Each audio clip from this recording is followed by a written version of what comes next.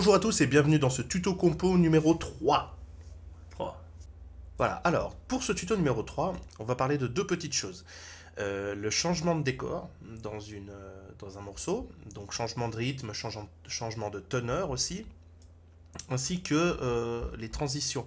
Parce que là, les transitions, si vous avez bien regardé, dans le tuto 1 et 2, je n'en ai pas fait. Alors, je vais toujours pas en faire, si vous voulez, mais je vais vous expliquer comment ce n'est pas grave, déjà, dans la construction d'un morceau. Construire un morceau de A à Z, en fait, sur la durée, si vous pouvez le faire, c'est bien. Si vous n'avez pas d'idées, mais vous avez des idées éparses, c'est pas grave. Vous n'avez pas besoin, vous n'êtes pas obligé de le faire, car ça peut aussi vous induire en erreur. Alors, ce qu'on avait fait, donc, dans le tuto numéro 1, on avait fait ça. Dans le tuto numéro 2, on avait fait ça. D'accord. Enfin, on avait dédoublé donc, ce qu'on avait fait dans le tuto 1. Et on avait aussi donc vu pour faire une intro. Je n'ai toujours pas comblé le trou qu'il y a entre l'intro et la suite. Par contre, après, j'ai continué et je vais vous montrer comment on va partir sur un autre, totalement autre chose. Donc, je vous refais écouter ce qu'on avait fait.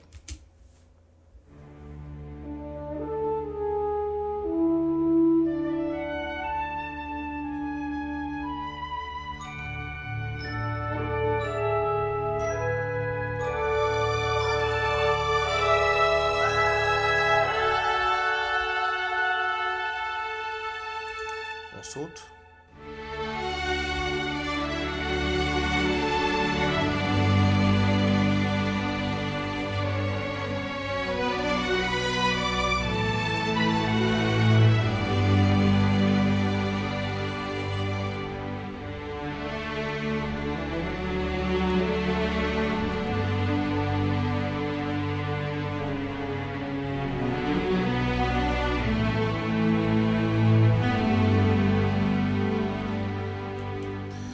On est allé jusque-là, donc je n'ai rien retouché. Par contre, toujours dans le besoin de chercher d'autres accords qui restent dans le même thème, mais une autre suite d'accords sur lesquels je vais pouvoir placer une mélodie un tout petit peu différente.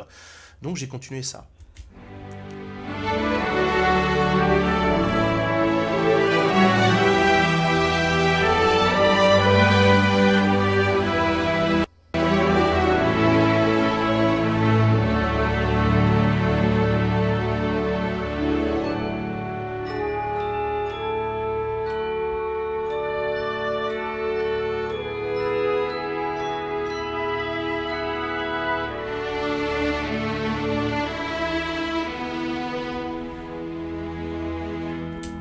Voilà, donc ça, c'est ce qui a été fait donc pour le tuto numéro 3. On verra encore juste la fin. Donc qu'est-ce que j'ai fait ici? On avait une suite d'accords qu'on avait déjà pris l'habitude d'écouter avant. Et j'ai simplement changé. J'ai cherché autre chose qui fait une sorte, pas de transition, mais qui met fin en fait à ce petit bout qu'on a fait avant qui était ici, hein, d'accord. À savoir qu'avant ça faisait ça. Si ça...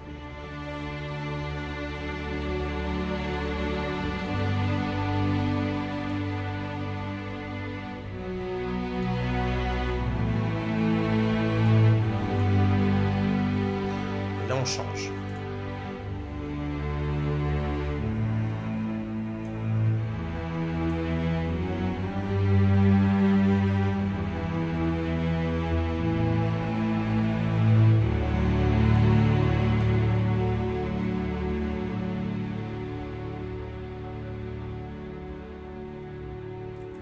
Vous voyez, donc ça change sur lesquels j'ai placé cette mélodie-là.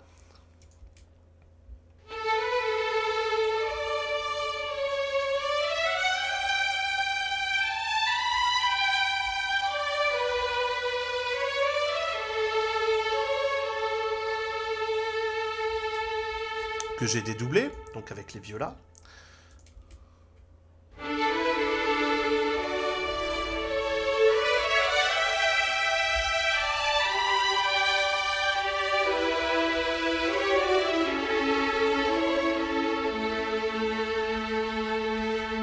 là, ça donne une espèce de... Ça donne plus d'importance aux cordes et il y a un petit côté plus romantique. Hein, enfin, donc, dans ces envolées de notes qui sont relativement simples, mais avec une tierce vers le bas. Ensuite, j'ai rajouté donc, le violoncelle pour pas faire le tout. Et c'est pour ça que vous aurez remarqué que sur les accords, les notes d'accord, je n'ai placé quasiment que les fondamentales ici. Hein. Vous avez remarqué que c'était des accords beaucoup plus simples. Hein. C'était vraiment... là, je vous les remets vite fait.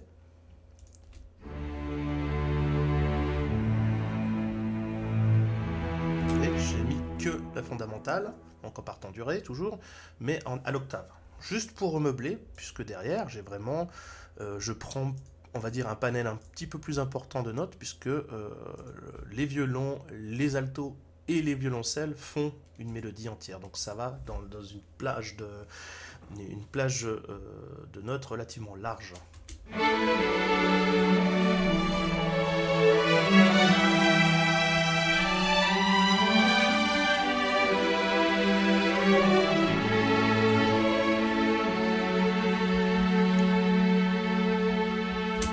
Voilà, ça c'était un petit côté. Donc là, en fait, ce que j'ai fait, c'est que ici, j'ai mis un premier groupe de 4. Et dans ce second groupe de 4 ici, je vais complètement changer en fait. Je vais faire un retour, un rappel de l'intro. Donc là, si vous écoutez...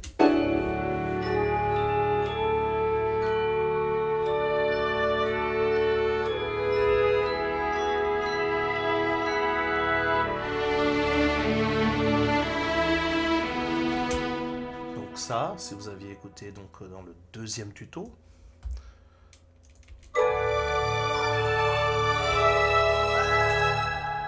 ainsi que le corps et les flûtes.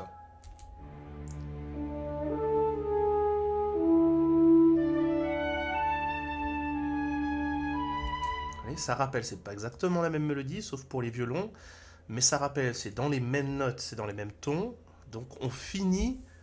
Donc ce qui devait être un peu un corps du morceau va tout d'un coup se retrouver comme étant simplement une énorme intro, parce que au fur et à mesure que je l'ai composé, je me suis dit, bah tiens, et si c'était l'intro, une intro de film? Vous savez, les intros de films durent facilement 2-3 minutes. Hein. Surtout les films de Noël, un petit peu. C'est pour ça que j'ai fait quelque chose de très simple, parce que les musiques des films de Noël sont relativement simples dans leur fabrication, dans leur conception, on va dire. Parce qu'après, dans la composition elle-même et l'orchestration, ça devient plus compliqué, parce qu'il y a souvent beaucoup de notes, il faut jouer juste, il faut faire pas mal de choses. Mais là, donc voilà, on arrive sur une fin.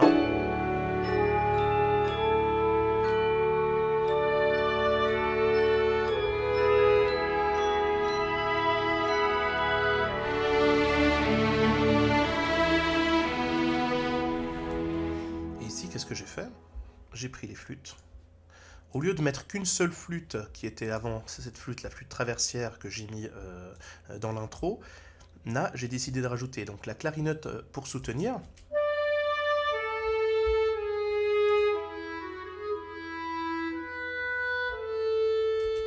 Donc avec la flûte, et j'ai rajouté ici un tapis de bois. Donc je vous le fais écouter tout seul.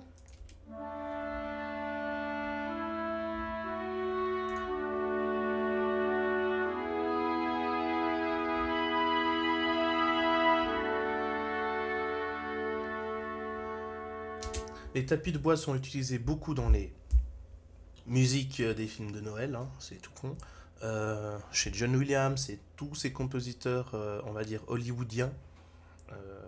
Après, dans plein d'autres types de compositions, bien entendu. Aussi chez, par exemple, Uematsu ou Isaichi, par exemple, le côté très paisible, comme je l'avais fait lors du live, comme j'avais expliqué lors du live de certaines compositions, ce sont des cuivres doux ainsi que des tapis de bois.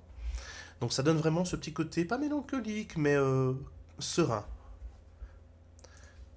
Et donc, ensuite, on va partir sur un changement. Là, on a notre intro que je vais certainement peaufiner après. N'oubliez pas que ce morceau, je le fais exactement en même temps que les tutos. Hein, je ne peaufine rien entre deux. On change, on va partir de là, et on change un petit peu de tonalité, enfin, et de rythmique.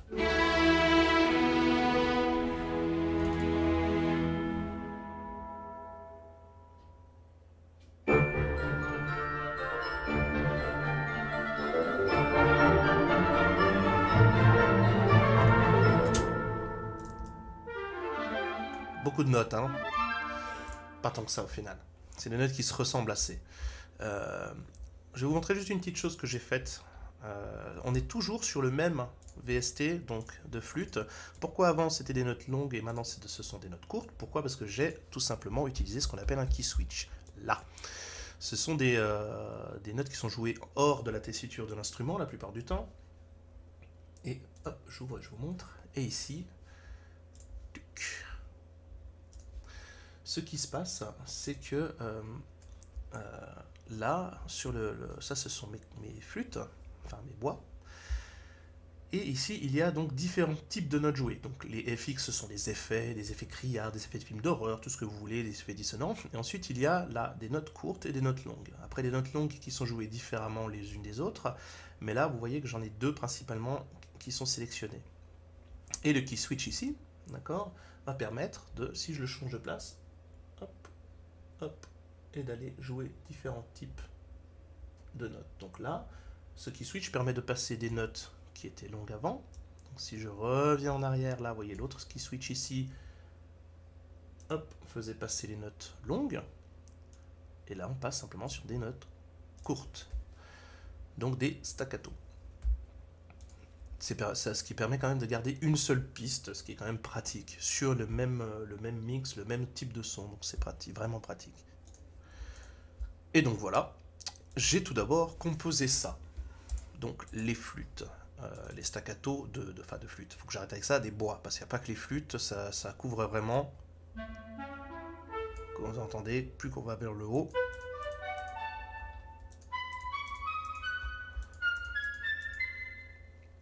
On monte vers les flûtes et les piccolos. Donc, j'ai composé des staccato qui se présentaient donc sous cette forme-là. Alors, les notes ne me sont pas venues du premier coup à l'esprit. Hein. Tout ça, je veux dire, on a, oui, dans la tête une idée, mais je peux pas tout composer du premier coup comme ça. Je suis pas, voilà, je suis pas Jean Gabriel en fait, tout bêtement, parce que je ne suis pas pianiste. Donc, exit ça, et j'ai commencé vraiment, si vous regardez.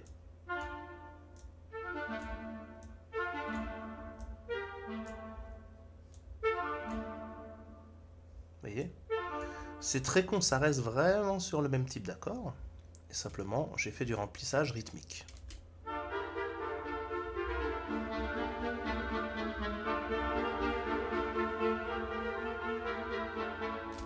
Voilà, tout bêtement. C'est vraiment du remplissage. Ensuite, j'ai rajouté donc ça.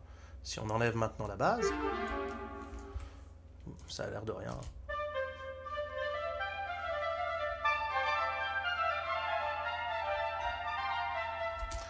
Voilà. Et le tout fait vraiment.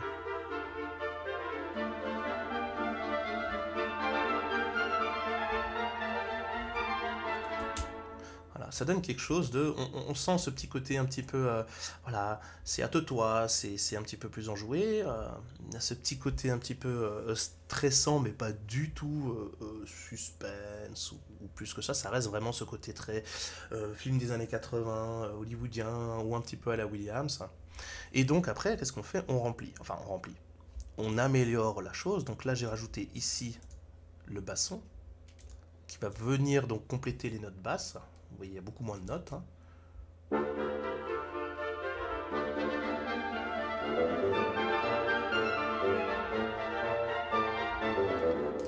Donc vraiment tout con. Hein.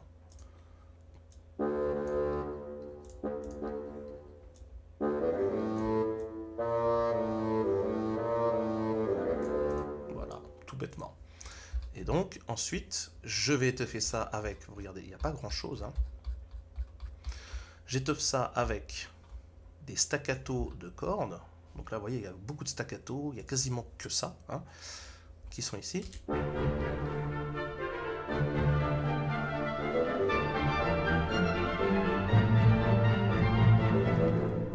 Voilà, c'est tout. C'est vraiment le tout début. Hein. Donc les cordes. Et j'ai rajouté des cuivres qui vont jouer, donc, des trompettes staccato ici, là. Des corps qui jouent la même chose, quasiment, et des trombones en staccato. Et ça donne ça.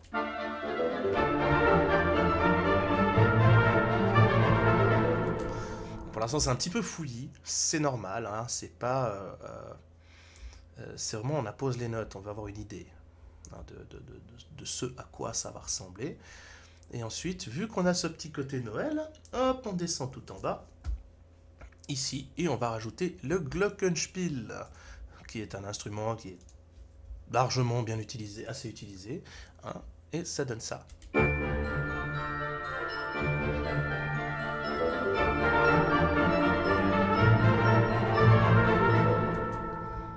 Voilà, c'est un peu le début, hein.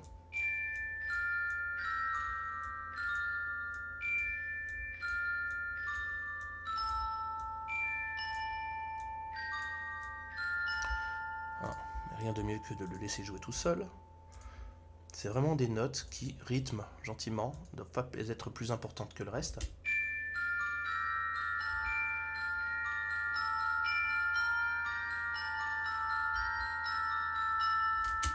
Voilà. C'est tout con, hein. Ça, c'est des notes, je peux pas vous dire de nouveau comment les faire, comment trouver toutes ces notes, etc. Ça doit venir, hein, vous devez vous inspirer. Vous devez les écrire. J'ai pas écrit ça du premier coup tout juste. J'ai fait donc ce bout-là juste avant d'enregistrer. Je me suis repris plusieurs fois. Il y a des fois, je dis, ah non, merde, ça sonne pas juste. Là, ces accords, il faut toujours juste rester dans l'accord, en fait. Sauf si vous voulez faire quelque chose un peu plus dissonant. Mais là, dans ce cas-là, bah, après, c'est à vous de voir. Il faut juste que ce soit agréable à l'écoute. Petite chose aussi, si vous voulez que ce soit un tout petit peu plus facile à travailler, travaillez sans reverb ou avec très peu de reverb.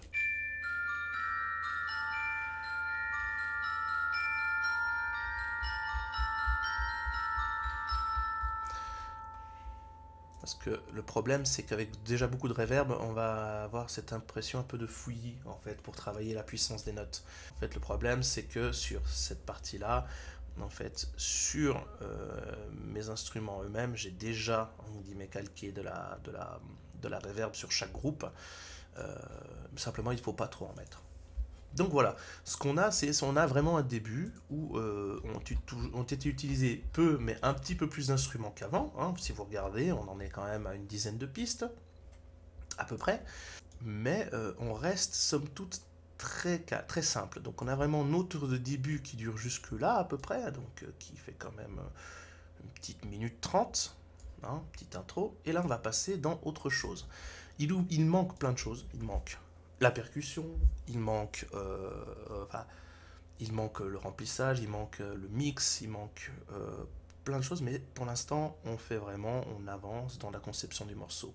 Il y aura un moment où effectivement, je vais me dire, bon, j'aimerais bien avoir une idée de ce que ça sonnerait avec un rendu, pas final, mais presque, donc où je vais rajouter euh, des percussions en plus, où je vais retravailler un petit peu les violons. Si à un moment donné, il faut faire ça, pas à la toute fin, parce que sinon, ça va peut-être plus sonner comme on l'aurait voulu, mais commencer vraiment d'abord simplement. Hein. Donc voilà, on arrive de nouveau au bout de notre tuto numéro 3. Changement de rythme. Au niveau des mélodies, on n'a pas vraiment vu grand chose pour l'instant. Là, on va vraiment passer sur la rythmique et le changement de ton. Donc voilà, je vous dis rendez-vous assez vite pour le tuto numéro 4. Je le fais pas souvent, je crois que c'est la première fois que je le fais sur les tutos, mais je vous invite quand même à suivre notre page Facebook Le Compositoire, ainsi qu'à partager l'émission, hein, ce serait cool. Et on va débarquer avec de plus en plus de tutoriels, de vidéos et de tests. On aimerait vraiment pouvoir faire ça complet. J'en profite pour remercier ceux qui nous suivent, qui nous laissent des commentaires, c'est cool. On fait le maximum vraiment pour essayer de, non pas satisfaire tout le monde, mais avoir quand même un large panel de personnes que ça atteindrait et à qui ça peut servir. Et on risque, si les tutos plaisent bien, de commencer peut-être d'autres tutos conjoints avec Jean-Gabriel, où on mêlera un petit peu plus techniques et autres, ainsi que des tutos encore plus basiques peut-être pour certaines choses que les gens nous auraient demandé. Voilà. Alors, je vous dis à tout bientôt pour le tuto numéro 4 et bonne fin de week-end.